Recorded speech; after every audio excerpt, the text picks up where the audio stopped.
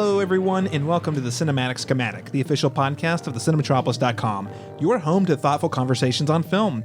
Today, we'll be joined by returning guest Lauren Weingart to review the first batch of episodes from the Disney Plus exclusive Marvel Cinematic Universe show, WandaVision. We'll start by giving our initial reaction to the series so far before going through each of the first 4 episodes in a spoiler-tastic fashion. We'll provide reviews, analysis, and a special corner talking about our very favorite Easter eggs for each episode. And then we'll close out the conversation by making our bold theories and predictions for what comes next. I am so excited about today's returning guest, Lauren Weingart. She is my COVID pandemic partner in crime, returning from our review together of Soul. Lauren Weingart, welcome back to the Cinematic Schematic. Thank you, and thanks for having me again. Of course. You were such a stellar guest. I had to bring you back on popular demand. If you enjoyed today's episode, I hope you'll consider heading on over to your preferred podcast app, be it Spotify or Apple Podcasts, Stitcher Radio, whatever that podcast app may be, and giving us a subscribe or follow. And if you are using one of those podcast platforms that allows you to leave a rating and a review, particularly Apple Podcasts, please consider leaving us that rating review to help us get discovered by more listeners just like you. So, Lauren, we are going to break the ice, so to speak, by just talking about the Marvel Cinematic Universe. It's on TV. Wow. As seen on TV. I can't believe it. I know, it's great. And in fact, like you were saying with movies and TV, this TV show ties into a lot of the Marvel movies. Right? Well, that's the thing. This is technically being released as a TV show. There are 9 episodes in total. We're going to be reviewing the first 4 today. What I'm calling Pod 1. This is not an official podding on this podcast. Pod 1 of episodes, and then we'll come back later in the season, probably when Pod 2, meaning the next 5 episodes are done, roughly about in there, to talk about how we feel about the season as a whole. But yes, the Marvel Cinematic Universe has always been on film. This is the first television series that has been released episodically. And I actually think that, the funny thing about Marvel is that the movies already felt like a giant TV show anyway. Thinking about a big TV show where you get 2 episodes a year, all advancing the Infinity War saga, and we just sort of finished season 1, quote unquote, of the Marvel Cinematic Universe. So this feels like a very natural follow-up. I should also point out that in 2020, it was the first year since 2009 that Marvel did not put out a film or a television show. That's right. The last time we had a break in the Marvel Cinematic Universe was between Iron Man 1 in 2008 and Iron Man 2 in 2010. So, Lauren, coming off of 10 years of build-up and then the biggest box office of all time with Avengers Endgame, after having a year off, I have to ask the question, did you miss the Marvel Cinematic Universe? I actually did, which is kind of funny because it was almost like we were on Marvel overload there for a while. It was like every other month almost seemed like there was another Marvel movie coming out. And in fact, they started to seem very formulaic for me, after a while. So with this show, WandaVision, it's not formulaic to what you usually see with the Marvel universe. So I actually really like that. Well, I suspect it'll turn out to be very formulaic, just not in the same way that the movies to date have been. So how about starting out? It was not formulaic. Okay. We'll get there. And that's the thing, we're not really going to know until the season is over. But so far, it feels like a breath of fresh air. And I have to say, Lauren, I'm pretty in sync with you. I seriously, by the time we got to Endgame, was like, just let's wrap it up. We were up to 3 movies a year. Can you believe that? 3 Marvel movies a year. I remember I was starting to get burned out around mid-phase 2 when we were getting 2 a year. I was like, man, can we wrap it up already? I just feel like, and like you said, it's very templated. There was almost always an Act 3 problem. They always had a hard time ending their movies. There was always usually some intriguing elements to each film. I think about Captain America, Winter Soldier, for example, or even Civil War. A lot of interesting ideas they lay out there, but they don't necessarily follow through with a lot of the ideas they put out there, whether it's politics, whether it's the environment. But we did have some good ones in there. Obviously, I mean, Winter Soldier was a really good one. Civil War, which was far from perfect, was really, really enjoyable. We had Black Panther, which I thought was an especially strong entry. So I will say about the time that I was starting to get kind of bored with the quote unquote formula, they found some interesting ways to shake it up. We had Guardians of the Galaxy, Volume 1. Volume 2 is all right, but you know what? They were throwing some wild cards that made it that sort of kept my interest. By the time we got to Infinity War, I was like, oh, thank God, let's just wrap it up. Let's take a break. And I don't think it was as Disney had planned, but we did in fact get a break for a year. And I have to say, after not being able to go and see any movie in the theater for over a year, I guess right about a year now, I welcome the Marvel Cinematic Universe back into my life. And they did so, they brought it back in a unique fashion. WandaVision is unique outside of the fact that it breaks the formula. It's also the first TV show produced and run by the same team and leadership team, I should say, that has done the films. So unlike the Netflix show, and for those of you who are familiar, the Netflix shows are Daredevil, Iron Fist, Luke Cage, Jessica Jones, and then the Defenders crossover series. And then there was also Agents of S.H.I.E.L.D.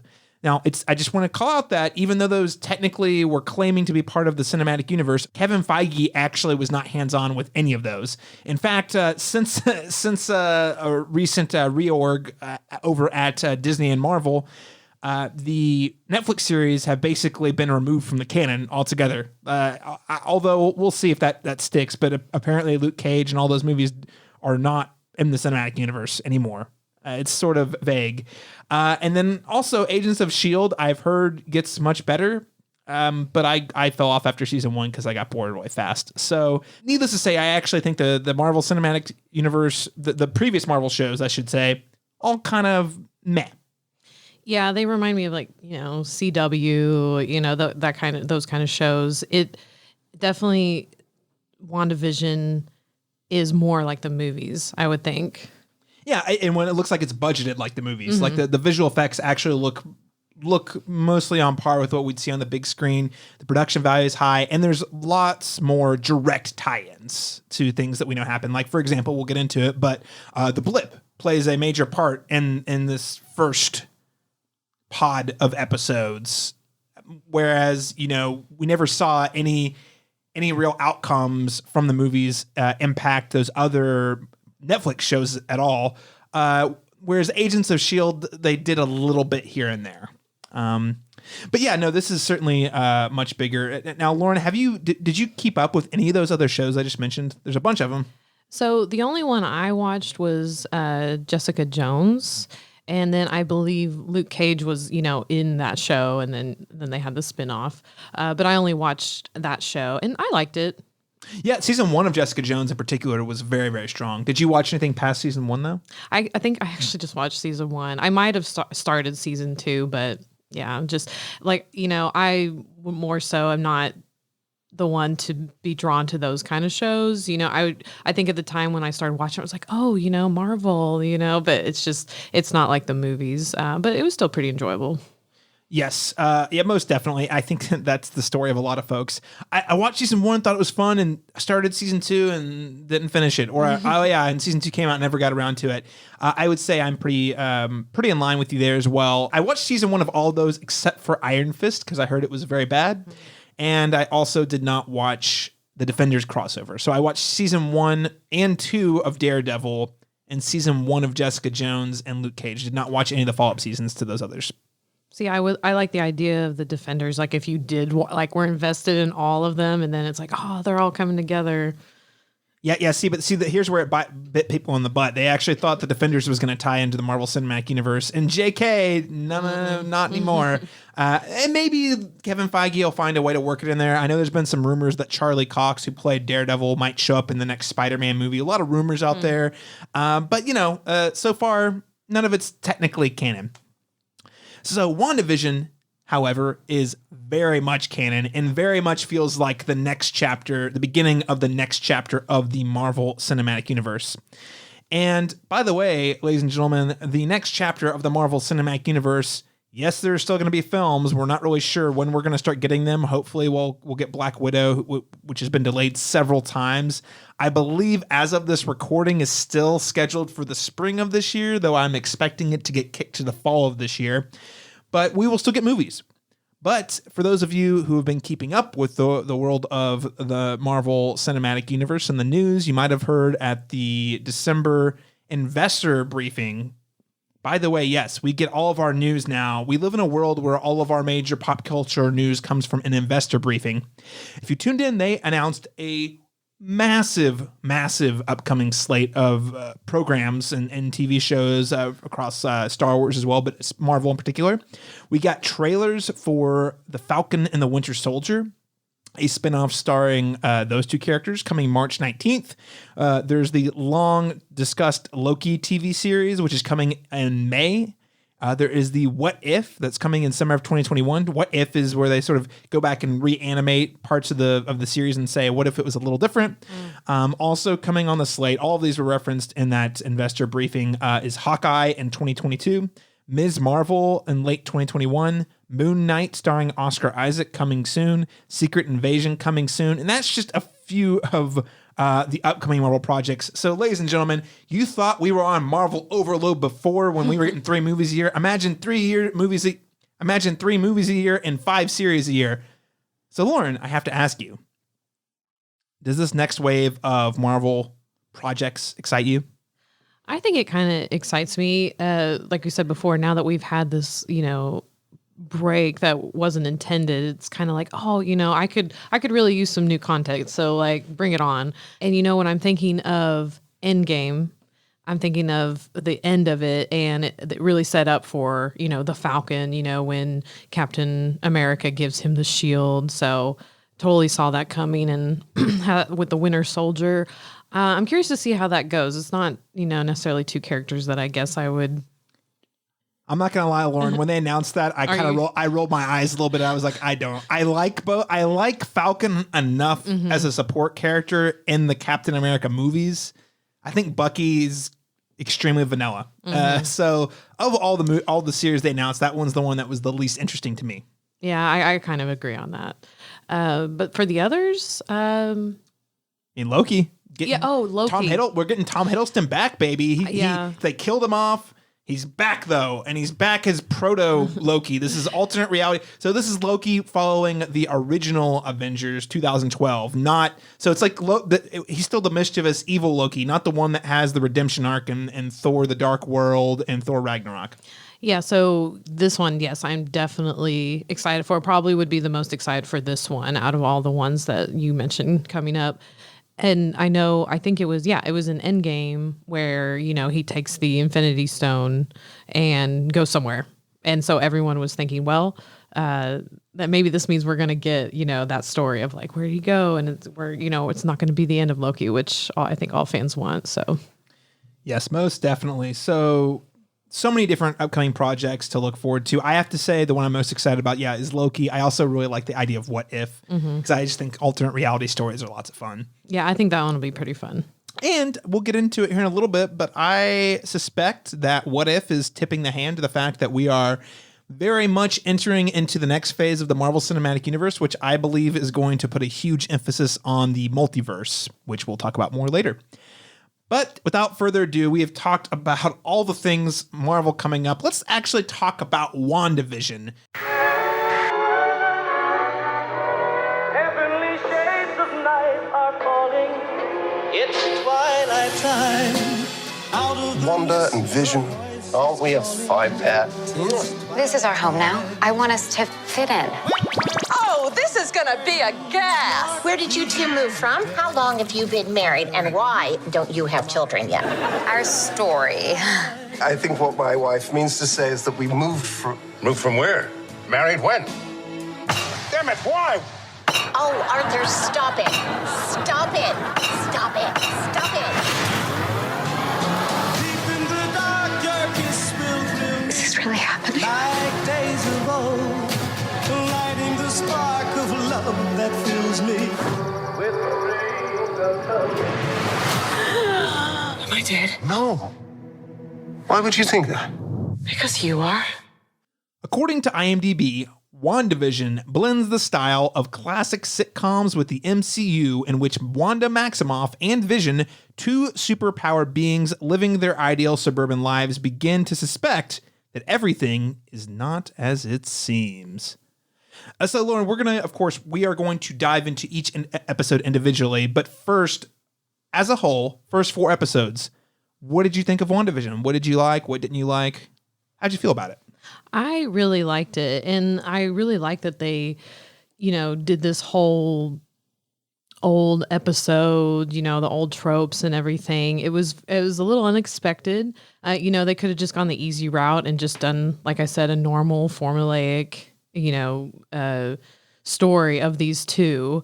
But they did it in a parody, which I always appreciate parody, and everyone's about nostalgia right now, so it really hit home for me on all those things. And then of course you kind of have the good, like the mystery with it, because she kind of tell you don't really know exactly what's going on, but you can tell that there's something weird is going on, and so that really intrigues me as well. So you find yourself intrigued by it on the whole. I personally am less warm on it than you, I think. I am actually really glad we're doing this in pods versus week to week, because I thought the first 2 episodes in particular, it was really hard for me to understand exactly what the whole point of what we were watching was, because it felt like 95% genre exercise or riff on those old school sitcoms and only 5% actual story. Because obviously we, the audience, know that something is up. She knows something's up, but we only have the first 2 episodes. It's very, very minimal that we actually get little clues at what that is. Episode 3 is a much bigger break. Episode 3, it's more like a 70-30, like 70% sitcom, 30%, there's some bigger stuff going on here. So episode 3 picked up momentum. Of course, once we get to episode 4, you actually get a much, much better sense of the full picture of what we're actually watching. You're like, okay, now I'm intrigued because I know that this is going somewhere. Whereas I think it really just did not feel, in those first 2 episodes, did not feel to me like it was going anywhere other than, isn't it cool that we're riffing on these sitcoms? And that is cute and it was fun. But you're like, I don't know, just the first 2, I kind of was like, is this going to be it? We're just going to do a different decade every week. So the way that in which they have revealed the information has been very satisfying. And that really brings me to my next question here, which is, we live in binge culture. We mentioned the Netflix shows earlier. All of those shows came out all at once. You got, I think 13 episodes for each of those seasons, all on one weekend, on one day. So theoretically, you could watch the whole season like that. Have you preferred watching this week to week, or do you wish you could binge this whole thing at one time? I like that it comes out week to week. And I think we've talked about this before. It takes you back to, the old way that you used to watch TV. You used to have to wait a week. And that whole week, you get to think about it and theorize and talk to your coworkers or friends and and you get excited. Whereas when you just binge it, it's just like, it's over and done with. You don't get to have those moments of, thinking or theorizing too much. But I do see what you're saying about, not being intrigued very in the beginning. I think that's probably why they had the first 2, come out at the same Friday, because they were very similar. And so if it did come out the next week, it'd be like, okay, well, it's the same kind of thing. Let's get this going. But I actually liked it because they still did give you little clues, even in the first one. So I think it was meant to be that way. I think it was meant to be like, we are just stepping away from reality. This is our reality, and we're just going to go with it. Almost kind of like how Wanda might be acting. Ooh, that seems like a little bit of analysis there. The audience is much like Wanda. Just go with it. This is the new reality. Mm-hmm. Don't ask questions. Yeah. And no, I'm actually glad you mentioned that. I also prefer the week to week. I did a weekly recap of Game of Thrones for several years. And I think as things have moved much more to the binge model, I've realized how rewarding it is to have the week to week. Like you said, talk to your friends about it, whether it's if you're going into an office, having those water cooler chats, theorizing. it just occupies your brain and you're able to escape for a little longer versus the binge model where if it comes out in one weekend, it's done in a weekend. Like I've already thought about WandaVision for a longer duration of time than I have any season of Stranger Things, and WandaVision's only on episode 4 and it's only been out for 3 weeks, but we've got 5 more weeks of WandaVision to look forward to. And I think it's just going to be a part of the conversation for longer. And overall, I think I like the balance. I think I like that they dropped more than one episode at once. I think if they had done episodes 1 through 3 on the first day and then followed up week to week, I think I could have been on board with it. Because I actually feel like episode 3 gives you a much more interesting like teaser. Like I feel like you can actually start putting theories together after episode 3. With episode 1 and 2, you're like, I mean, it could be anything. And of course, episode 4 actually reveals quite a lot about the entire situation. Another question here is, does this feel like an essential viewing? I think it is. So you definitely have to know these characters. A lot of the cheesy jokes that they do in the beginning that are supposed to be like the old sitcom shows, the all kind of humor they had, only actually are funny because you know things about these characters. And I think the show answers a lot of questions about some other things that happen in other movies, and things that one thing at least I think is very, but I won't spoil it, but every Marvel fan would want to know. Yeah, and of course we are going to spoil these once we get into the episode by episode breakdown. So we'll hold there. Looking at what you've seen so far, do you think this works well for TV, or do you think it would be better suited for the big screen? I like it for TV because, I mean, that's what it's trying to represent is, TV sitcom. So I think it fits as TV. I'm much more curious about how the Loki show and the Winter Soldier and the Falcon show works out. Mm-hmm. But this definitely, WandaVision, it's kind of baked into the premise, mm-hmm. right? Like it's a riff on sitcoms in particular. I do think that there are some moments that might look a little cooler on the big screen, but I think they've adapted very well to the media of television. Lauren, is there any other thoughts you'd like to relay to listeners who maybe haven't seen the first 4 episodes before we jump into our spoiler-tastic breakdown of each episode? I don't think so. I think I'm ready to get into the spoilers. All right. The woman has spoken. Ladies and gentlemen, if you have not watched WandaVision's episodes 1 through 4, go ahead and tune out now.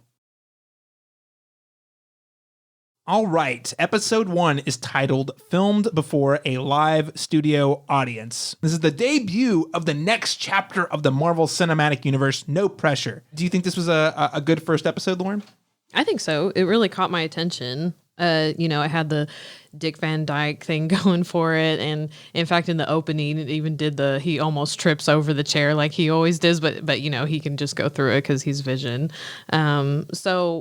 But yeah, you're kind of, you're definitely the most in the first episode, like, oh, what's going on? Like, this is just full on sitcom. But it caught my attention. I really wanted to see what was going to happen next because I knew that it was going to start giving me answers slowly but surely.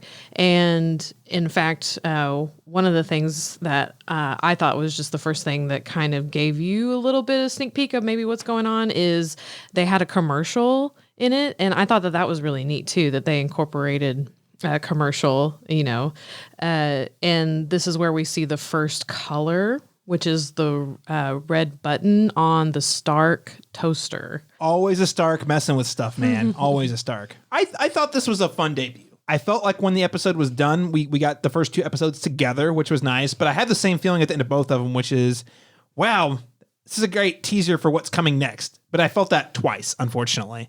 That said, I thought this was a great debut. I did love the charm of the Dick Van Dyke tribute. Apparently even Kevin Feige even met with Dick Van Dyke, the man, the legend himself, to talk about how they did the show. And so, I thought like the attention to detail, both in the laughing cues, the visual gags, all of it worked really, really well. It also highlights, I think, just how sort of like sexist and misogynist old TV shows were, because holy smokes, I don't know, what did you make of the way they kind of painted their different like gender roles? Yeah, actually, I'm glad you mentioned that because throughout each episode that we've seen so far, episode 1 through 4, they make clear like comments about pretty much women not being smart enough or not being competent enough, and then you can kind of see Wanda like, what the heck, and so I kind of, and they've done it enough to where I think that might play in later episodes. Well, it's really interesting, and we'll of course kind of touch on this as we go through episode by episode, but how it sort of slowly but surely gets slightly less sexist. Like in the first, episode 1, film for a live studio audience, the women were all wearing dresses. There were no women in the office, even, like, you know what I mean? Like, it was just a very cut and dry. And the idea that Vision's boss would come over for dinner and like judge Vision based off of his wife being kind of clumsy. She wasn't being clumsy. There was obviously like stuff afoot, but that was his he was jumping to that conclusion. You're like, whoa, boy. TV's changed a lot since the 50s. Yeah, even had the 2 beds apart, just like in I Love Lucy. Oh my gosh, he had the 2 separate beds. Yeah, I thought that was really charming as well. So again, a lot of attention to detail. They definitely studied, these different shows that they kind of were paying tribute to. Did anything stick out to you as like your favorite part of the episode, maybe, or maybe not my favorite, but what definitely gave it away for me that this was, leading into much bigger than just, this parody was the end credits when you see it go out of the TV screen and then you see color and you see someone's hand like writing in a notebook and we see this symbol. And so I was like, oh, okay. Yeah. Like, this is going to lead to more, so that's why I didn't mind the first 2 episodes kind of being more of a parody, because I knew that it was going to eventually pay off. Yeah, no, I agree that the homage to those old shows is definitely the strong point. I would actually say, though, my favorite part, the thing that sticks out to me, is I find the setup to be really, really genuinely intriguing. We know that there's something up. We don't know what it is. We honestly have no clue. I would still say after the first 2 episodes, you have basically no clue about what's going on. There are the commercial, which we see in the first one. It's got the Stark Industries, and that's one of the only places we see color. There's just a lot of big questions I had. So I think it sets up a really intriguing premise, which really has me rethinking. I think maybe my bigger problems with episode 2 than episode 1, because episode 1 it was a solid opening overall. I would say I felt like I wanted to see more. I wanted to see where it was going. I was wondering, hey, what's even the point of the story that we're talking about? So yes, I would say episode 1, great premise setup, charming as all get out, very enjoyable. Lots of big questions too, like, hey, isn't Vision dead? Which we'll get into later. But isn't he dead? So if so, how is he alive? What's going on here? And why is Wanda stuck in a bunch of sitcoms? All great questions. Let's go ahead and just get into episode 2 while we're at that, and the opening for episode 2, because there actually is a lot of Easter eggs that come up in this episode. Obviously, you can tell it's like Bewitched, very much so like that. And it's got vibes of Bewitched and I Dream of Jeannie. Yes, was another one with the animated opening, like the light bit of animation they incorporate into the opening. Which I used to watch those shows, Yeah, when I was a kid, Nick TV, at Night, TV Land. Nick at Night and TV Land in the 90s. This was the stuff they played. I love Bewitched, so I really liked it. So just a few things that were in the opening that maybe someone would see, maybe not. One thing that you will actually see throughout the shows is this hexagon shape. You see it a lot in the openings. You see it in the, the shape of the town, and just so at the very beginning, there is a hexagon shape of stars that shine around the moon at the very beginning of the opening. And these are representing the 6 infinity stones. So there's a scene where she's in the grocery store in the opening, and you can see signs in the back. And so there is a few that are a nod to Marvel comic book characters, which may or may not show up later. I guess we'll see. What characters? Okay, so one of them is... I gotta ask. Yeah, of course. Okay, so they have... it either says Wonder Oats or Wonder Mints, and then because she's kind of covering it, but this is supposed to represent the Avenger Wonder Man. And then right next to it, it says Bova Milk. and this represents Bova, the humanoid cow, which actually in the comic books helps raise Wanda. And then the other one, which I think is going to play a part, it says Auntie A's kitty litter, which I think this is a nod to Agatha Harkness and her cat Ebony. And You think Agatha Harkness is going to show up? yes, and people online have theorized that Agnes, the nosy neighbor, is actually Agatha Harkness. And she, if you notice, Agnes the neighbor wears a brooch, and so does the character Agatha. That, ladies and gentlemen, is an eagle-eyed viewer. I didn't even catch that. So yeah, great little Easter egg finds right there. I think there's only going to be more to come there, and I didn't even catch the Infinity Stone. So thanks for sharing that with us. Now, here's the thing about the second episode. I really genuinely felt like the second episode didn't offer enough to keep me interested. I walked away from the first episode saying, ooh, excited to see what comes next.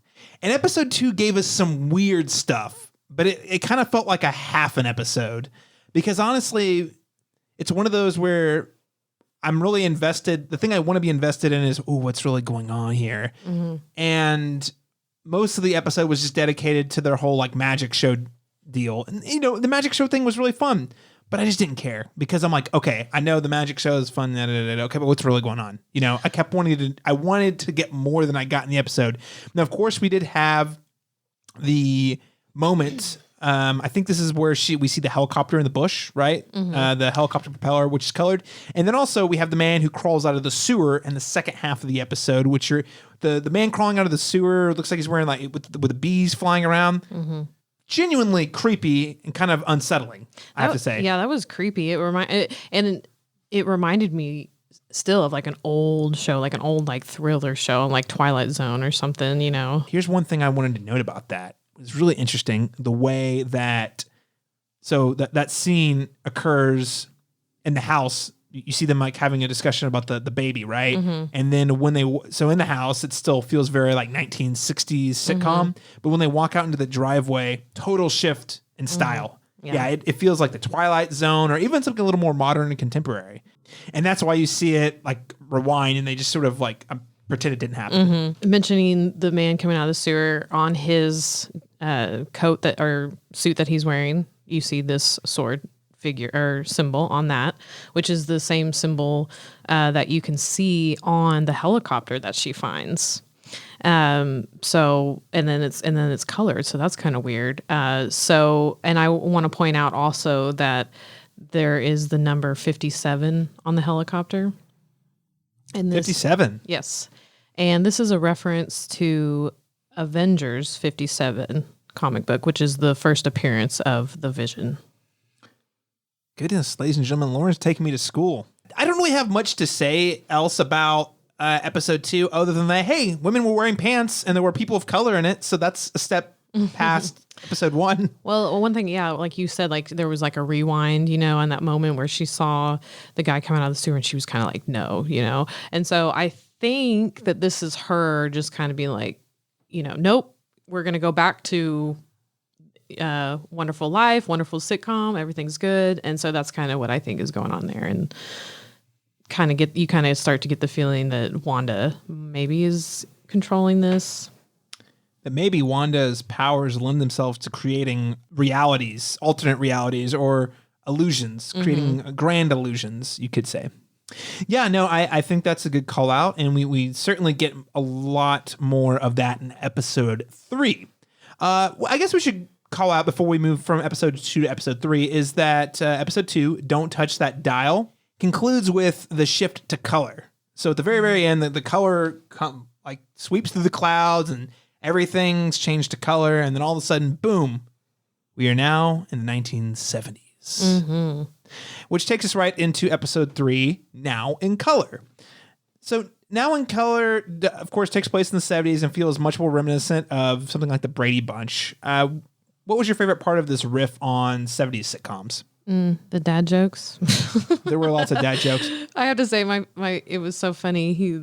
Oh, and to speak, the doctor was trying to talk to her about her pregnancy. He's like, oh, well, we usually tell the women in fruit so they can understand like how big the baby is, And then Vision goes, I can't wait to be a papaya. And he's holding the papaya. I'm glad you brought up the thing about the Vision with the dad jokes. There was something about the way both of them spoke that felt something to the cadence, the way the jokes landed, the way the lines landed. It sometimes looked like the lip syncing wasn't 100%, like they've been dubbed over, which was definitely a thing that happened in 70s TV shows. So I thought those were very, very subtle but very nice touches that they added to the episode. I also think it's really funny that women weren't allowed to be pregnant on TV until the 70s, apparently. I'm glad you mentioned that because that was another one of my favorite tropes that they did is Geraldine comes over and she does all like the things that they used to do in TV to hide the fact that, the actress was pregnant. She had the bowl of fruit in front of her and it's like, oh, Geraldine just didn't even notice that she was pregnant. And then she's like, oh, and put on an oversized coat or put a big table in front of you. So I thought that was funny. Yeah, no, it was, again, a very nice nod to that entire era. And it's funny when you find out that she's pregnant in episode 2, you're thinking it's going to be like, that's going to be like the series. I even thought for a moment, again, not knowing where this is going, I was like, oh man, maybe this is the series. It's her having a child and coming to terms with motherhood. Nope. They have them babies by the end of the episode. Not one baby, but 2. Yeah, the twins. And then she actually mentions to Geraldine that she was a twin. Like Pietro. Yeah, Pietro. Quicksilver, who unfortunately was killed by Ultron. Mm-hmm. Did Ultron kill him? By the way, what did you think of this sequence? Because it was kind of eerie the way it all went down, because obviously Geraldine knows more than she's letting on. So she asks that question. But once she realized Wanda's like losing her marbles, Mm-hmm. I think it's the same with Vision and even Wanda. Like sometimes they get in this mode of like kind of realizing what's actually going on, and I think that was the same for Geraldine in this moment. Maybe before then she, didn't know that she was in this, she was just knew that it was real. And then she's like, wait a minute. And, she's like, he got killed by Ultron, didn't he? And she was like, wait, what? Why are you asking about that? Yeah, like you should know that. You're not my neighbor. You're not my friend. Which also leads me to the point, this is the moment, of course, when Vision walks outside and starts talking to their neighbors. Like, okay, so here's a genuine question I have. Are these neighbors real people? I don't know. I think we get some answers maybe in episode 4, but I was genuinely, when we were watching, I was like, I don't, like who of these people are real? Like, because obviously there's some illusions going on. Especially the way Wanda reacts really makes you think like, oh, it was probably Wanda has a role that she's playing, whether directly or indirectly. She is somehow creating this false reality. But how much of this is like, are the neighbors all just playing along? Are they fake people? Are they not real at all? Like what's going on? But the way they reacted is they were all very scared. So it's almost like they feel like their life is in danger. Yeah, I got that feeling too. And because up until then, it just seemed like Geraldine was just like anyone else, just another neighbor. But then they are like suspecting her. They're like, she doesn't have a home, And then so of course Vision's like, oh, that is weird. Of course, the episode ends with, as we've said, Wanda removing Geraldine from the picture. So Geraldine is launched away. She just got, well, firstly, she's actually just gone. So Wanda, when Vision walks back in to kind of tell Wanda about how terrified the neighbors were, Geraldine's gone. And he's like, where is she? Oh, she went home. She had to go home all of a sudden. Which, of course, at this moment, he's like, no, I just learned she doesn't have a home, So I think he's starting to suspect that, something weird's going on. Before we get in episode 4, I just want to mention that there was a couple other commercials that showed up. In the second episode, it was for the Strucker watch, and it had the Hydra symbol on it. And then there was and then in the third episode, there's one for Hydra Soak.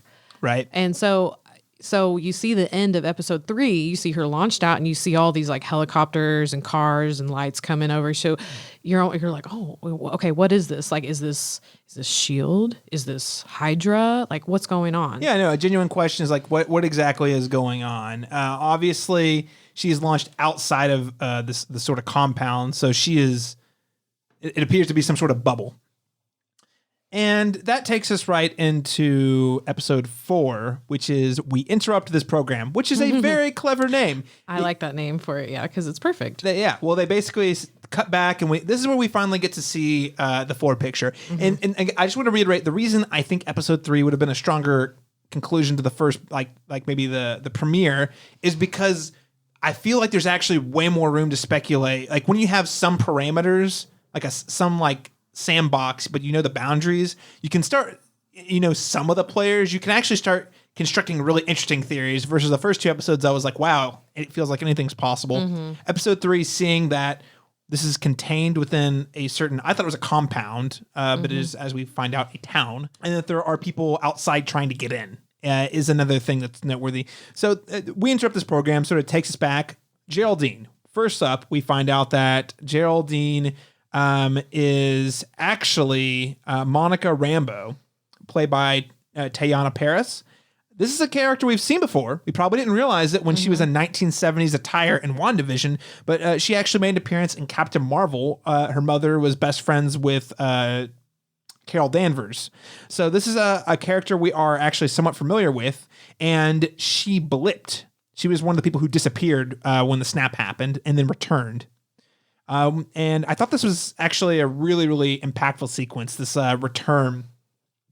So Lauren, give me your perspective here. What did you think of this opening sequence in We Interrupt This Program? Oh man, episode 4 changed everything. Like you said, it starts out with her in a hospital returning and you can see how, all the dust, and she even sees her hands coming back together. So that, and then you hear all this commotion. So this is like the moment that everyone's like coming back, which is actually really interesting because we haven't seen a lot about that. And especially the moment that people come back. We just saw the perspective in Endgame, and then they kind of mentioned it a little bit. I think it was in Spider-Man Far From Home. We get the term the blip in Spider-Man Far From Home, and we get like the aftermath kind of vibe. We don't really see what did the actual return of all these people look like in real time. We saw the epic version where all the people come through the portals and whatnot, but this is what it looked like on the street level. Hey, when I snapped out of existence. I was in this hospital. Oh, all of a sudden I'm back in this hospital. I was here visiting my mom. Oh, she beat the cancer. Where's she at? Oh no, she died. Yeah, it came back. Oh, what? Yeah, you've been gone 5 years. It's like, ooh, boom, mind blown. What's interesting because a bomb on you. Well, yeah. Well, for people who snapped, it's like they'd never left. It was just a moment later. So she thought it was 5 years ago. And then of course, the hospital is just like, there's so many people running around confused. And when you think about it, yeah, that's probably like how it would be. All these people just appearing. If half of the world's population just returned out of nowhere exactly where they were. Insane, right? Yeah. So also going back to her being a character in Captain Marvel, I actually didn't know that until you mentioned it, and I was like, oh yeah, she's the little girl, and so Captain Marvel nicknames her Lieutenant Trouble, and then if you look back at when she's waking up, you can kind of hear Captain Marvel say Lieutenant Trouble. Yeah. There you go. Yeah, nice little tie-in. This episode also sees the return of other MCU alums, Kat Dennings as Darcy Lewis. We haven't seen her in a hot minute. We also have Randall Park returns as Jimmy Woo, who returns from Ant-Man and the Wasp. I was so excited about both of these characters. I was like, Agent Woo. and it was funny because when you first see him is when Monica goes to meet him so they can go investigate what's going on in Westview, this town.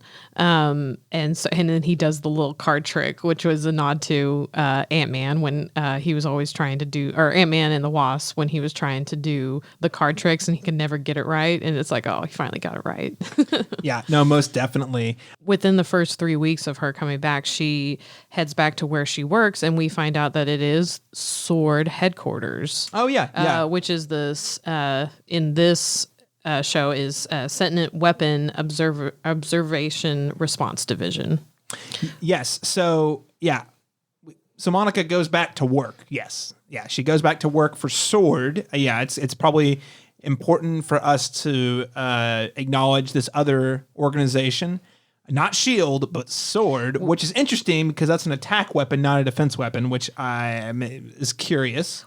Sword, which stands for Sentient Weapon Observation and Response Division, better known by its acronym SWORD, which I find fascinating because it is a reference to an attack, whereas Shield is the defense. That's kind of curious. I don't know if it's going to lead to anything, but it's the sister company, and. So now you can kind of conclude that you see the sword symbol, and that is the sword symbol that we've been seeing everywhere. Like on the helicopter, Geraldine had a necklace, and she was like, "What is that necklace? That was that symbol." Yeah, no, for sure. But I feel like, and yeah, we see her go in, and then we see from her point of view go into the town, and we have a better sense of exactly what's going on. And so, of course, this episode provided a lot of different answers and explanation for questions from the first 3 episodes. Were you pretty satisfied with the direction it went in?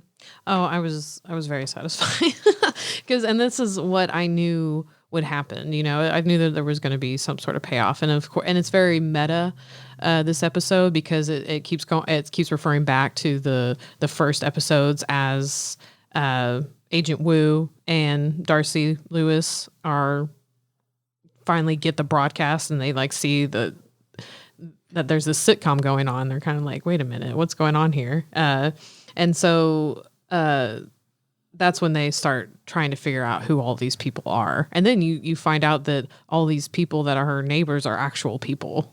Yeah. So yeah, confirmation. My question was, are these real people in episode 3? Yeah. Confirmation. These are apparently all real people that are living in this town or in her sitcom.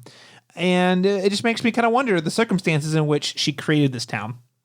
Mm-hmm. But I feel like it's pretty good. And of course, Monica Rambeau, aka Geraldine, at the end says it's Wanda. It's all Wanda. And then we sort of go back and see the end of episode 3 play out again from a different perspective, where Wanda is literally manipulating the entire reality around the town. So none of this is real. So it begs a couple of different questions. Why is she doing this? And what does it mean for the Marvel Cinematic Universe? I've got some thoughts here, but I wanted to see what you thought first. Well, before we saw episode 4, I kind of had a feeling that it was Wanda, that she was manipulating this whole thing. And then episode 4 kind of confirmed it for me a little bit. And I think, we know that Vision died. In fact, Darcy's like, he's like dead, right? Not blip dead. Not blipped, he's dead. He actually died. That's correct. So for listeners who don't recall, in Infinity War, Vision straight up got dead. Yeah. Not from the snap. Like he was dead pre-snap, meaning he actually died. My theory was, she is devastated, distraught from losing Vision. And so to escape the misery, and the grief, she's just going to pretend like, we're just going to escape to this world that I'm going to create, and she has the powers to do, pretty much anything. So she's created this world for herself, and that world includes Vision. However she's able to do this is a way that she can have him back. Right, so she's able to escape to her own fantasy, and we honestly don't know a lot about her backstory pre-Avengers Ultron, and I suspect she probably grew up watching lots and lots of sitcoms, so it's sort of like an escape, in the same way a lot of people escape into the Marvel Cinematic Universe to escape from the reality. Yeah, right? I'm glad I mentioned that because, when you think about her past that of, she didn't have a normal childhood. She grew up and she was pretty much used by... She was an experiment. Yeah, she was an experiment, and just people used her for her powers, and her brother. And so she doesn't know a normal life. And you're right, maybe that at one point, when she was younger, they had like a little TV where, that was her escape probably, is like, I'm just going to escape in TV, as, a lot of people do. And so this is her trying to have the life that she wanted based off of the TV shows that she saw. That's a theory. Yeah. Well, and I think applying that to the meta level, maybe the show is saying, hey, we shouldn't escape to television, but yet face reality. I don't know. The jury's still out on exactly what direction the show is going to go with this. But, in the same way that, our characters, Jimmy Woo, are, and, Kat Dennings are watching they're watching WandaVision. We're watching WandaVision. And, so what does that say about it? There's a certain layer of like the meta reading here that they're trying to tell us something by we're watching a show about people watching a show that's not real. So I'm interested to see if they do anything with that. What is sort of the idea that the show is pushing out there? And my biggest concern is actually that they're not going to do anything with that. It's just going to be like a fun thing, which is what the Marvel Cinematic Universe has done a lot. They're like they'll put something interesting, like I don't know, the government at the highest level has been infiltrated by Nazis, and you're like, whoa, that's crazy, and they don't really do anything with it, and you're like, well, that was a cool idea. I wish you guys would have said something. They do that a lot, so I hope this is not another one of those scenarios. I think, as we start to head towards the conclusion of this conversation, Lauren, I'm wondering what's next, because I actually feel like episode 4 they'd already put out like all these sort of like teases, like the man and the outfit, the suit who crawls out of the sewer, the helicopter, Geraldine, like we already, like all that stuff, all those answers in my mind all those answers have been provided by episode 4. So with 5 more episodes left, obviously there's things ahead of us, but where's it going to go from here? Yeah, you're right. It really did answer everything. I mean, it went back on everything. We find out that at the end of that episode, that was actually Darcy Lewis's hand that was at the end of the credits. And then we find out it was Agent Woo that was trying to contact Wanda through the radio. Wanda! Who's doing this to you, Wanda?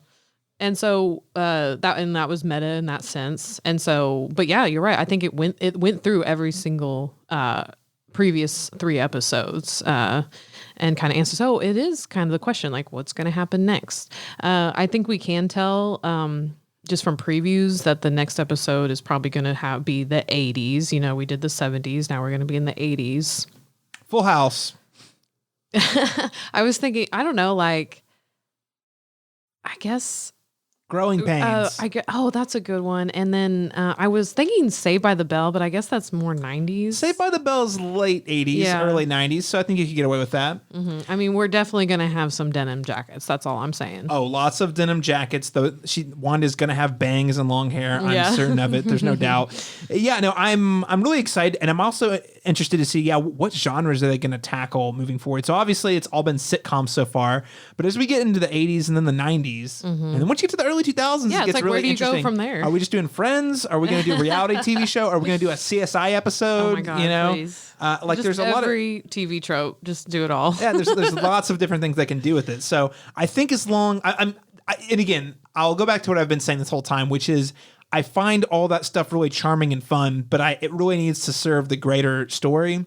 And I'm all about them doing those sort of homages and tributes and parody of those sitcoms, but I hope they find really clever ways to work it into the larger story. I think that they might continue being a little meta. I think that they will maybe not a whole episode, but at least a section that kind of shows you what Geraldine or Monica went through when she first went into, because we don't know that.